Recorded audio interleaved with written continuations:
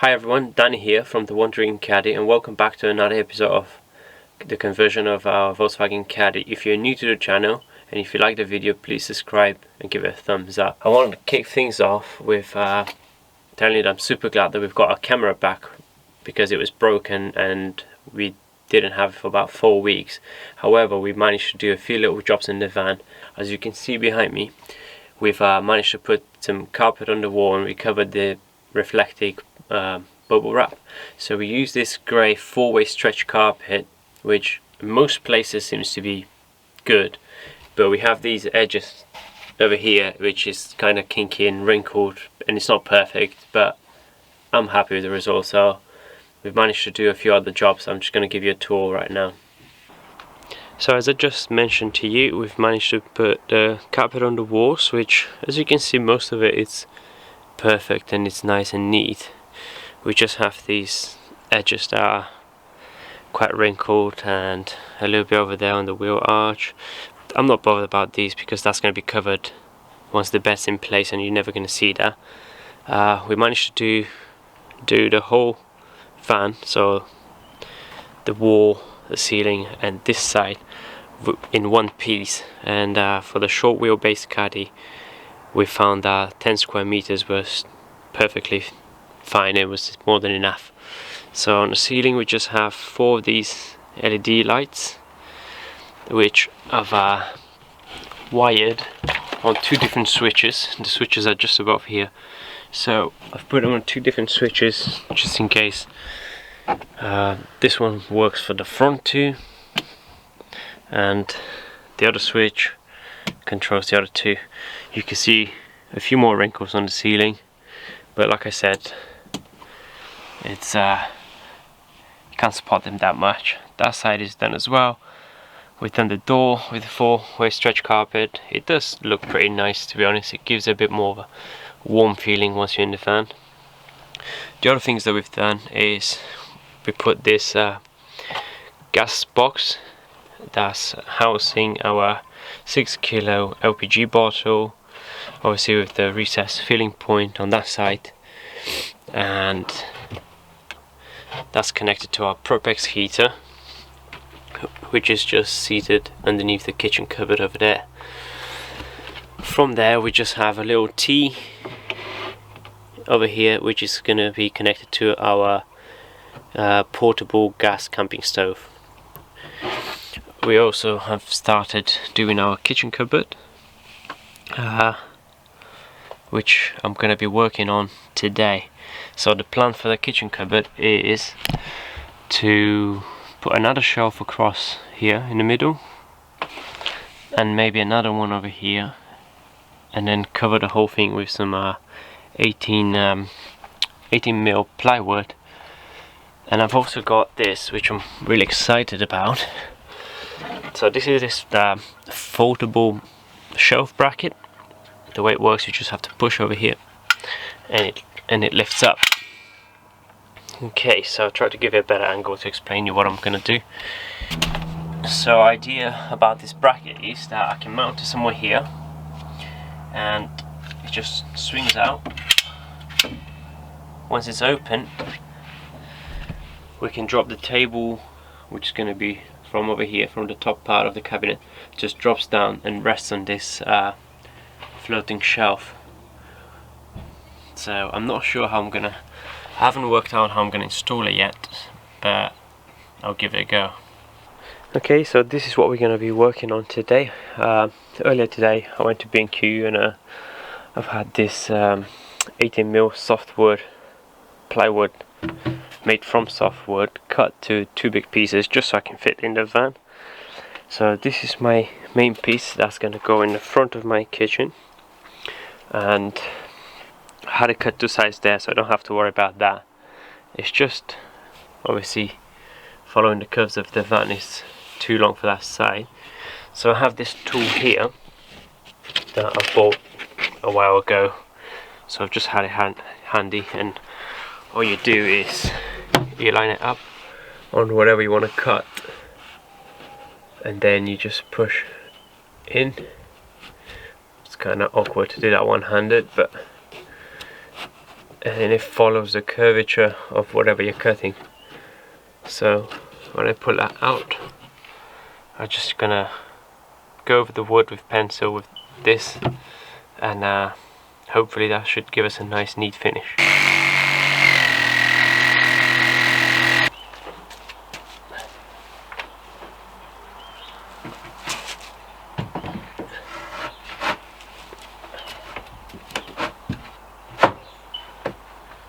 So that's the front of the cupboard done, and now what I'm going to do is I'm just going to pencil the back of that shelf onto the board, and I'm just going to try to cut a door over here from the whole unit like that, from the top half of the unit, and that's going to be the door that's going to swing down. It's going to act as a table.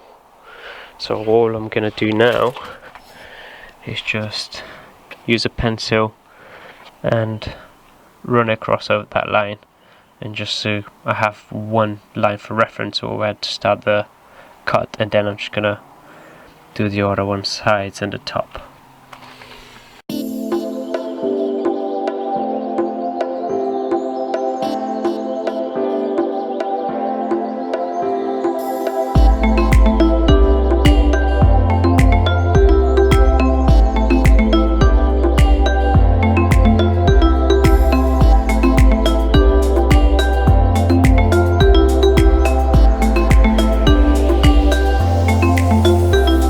So the tables all are marked out. I just need to cut it, which I'm not awfully confident about because I don't want to mess it up, because I need to start all over again and waste lots of plywood. But here goes nothing.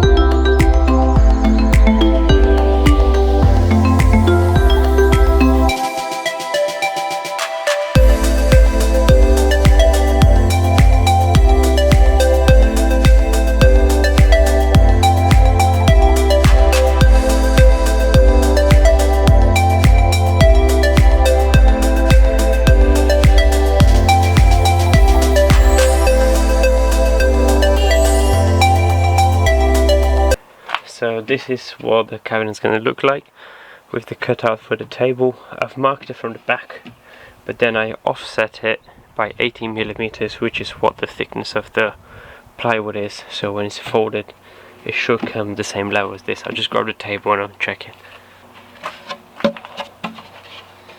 So when it's opened, it should sit together like so, which is the same level as this. And this is what's going to be our table or desk or workspace area, prepping area where we cook.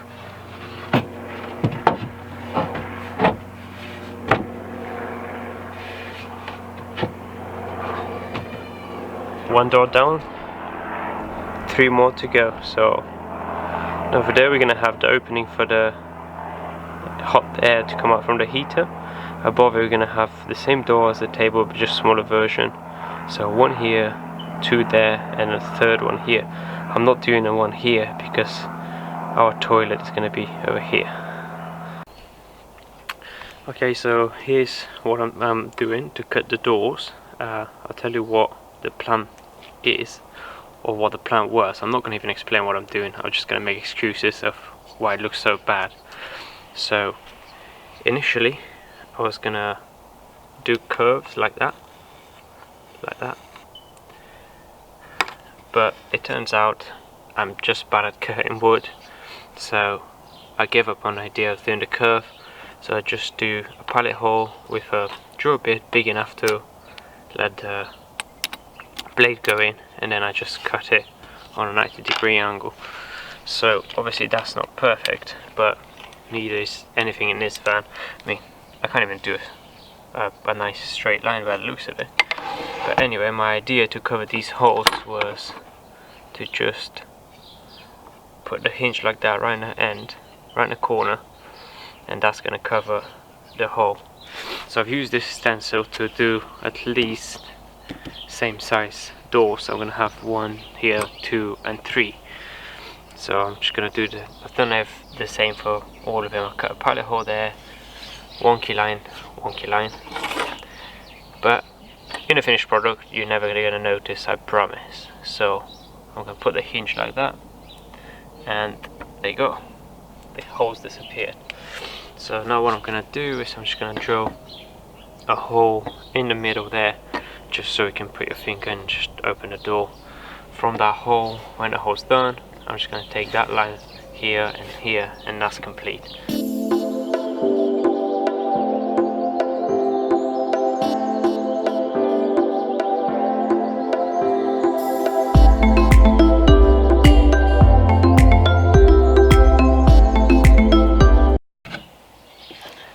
So there you go, that's the final product done. I've got the table, I've got the 3 doors, which obviously, like I said, they're wonky, but who cares, eh?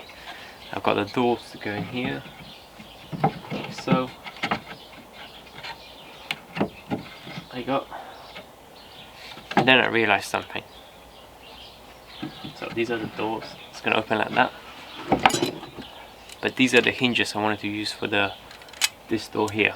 So look what happens now. Yep, the hinges overlap with the door underneath.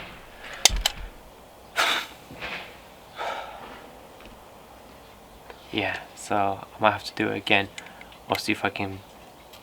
No, I can't get hinges that narrow, so yeah, I might have to do it again. Morning guys, couldn't finish the kitchen front yesterday, so I'm hoping to continue today. I've got like 500 jumpers on because it's 2 degrees outside or something like that. The fan's still iced up. I had to make a few changes to the front yesterday because it didn't go as planned, so I'm just going to show you that now. Yep, I just need to go out there and work on the fan. So I've just been thinking if there was another way of just fixing this rather than doing it again, and one idea I came up with was to maybe like put the hinge over here like that, and then cut a little bit off the table, glue it. So just cut a strip up here, glue it down, and then that'll sort this problem out. However, if I did that, then the table is not gonna open to the point where I want it to with this bracket, so it looks like I'm just gonna have to do it again.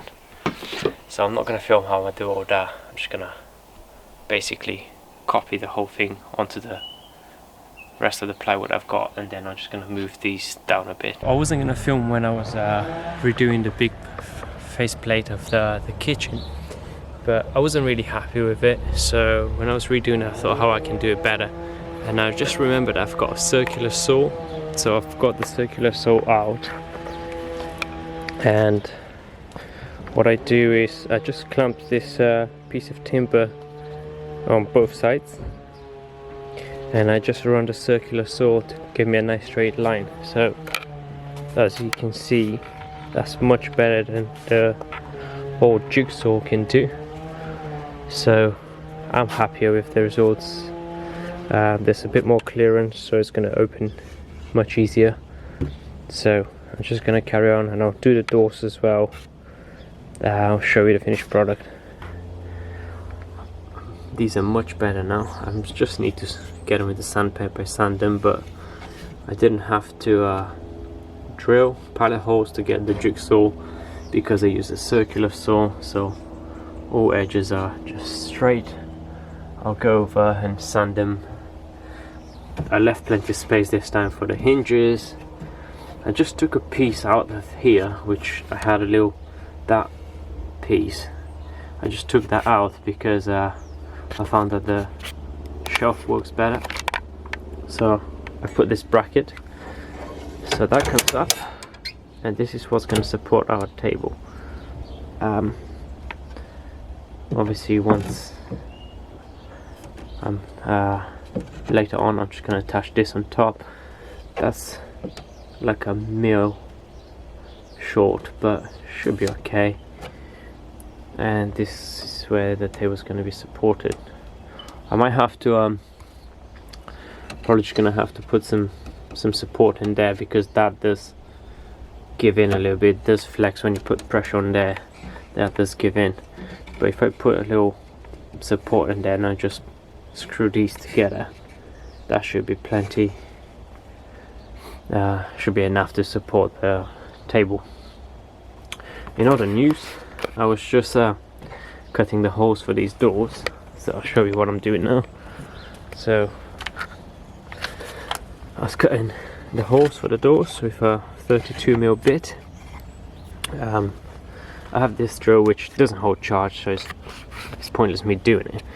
So I was using this Argus value which I've had for years, and all of a sudden it just stops working. I'm like, hang on, why is it not working? Yep, is it going to focus on there? Yep, there you go, that's why it's not working. Yeah, not sure what happened there. Probably I must have cut it with the saw at some point. Yeah, I'm not really sure I'm gonna make a life through this build. I've had so many accidents already, but it is what it is. Stick to my day job, which as you probably guessed already, it's not a carpenter.